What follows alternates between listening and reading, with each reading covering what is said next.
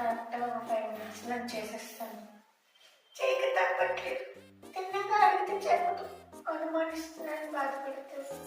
ఇలా అనుకోండి, తెలియదు, ఏం చేసినా కూడా తెలియదు, కానీ నాకు అన్నీ తెలుస్తుంది.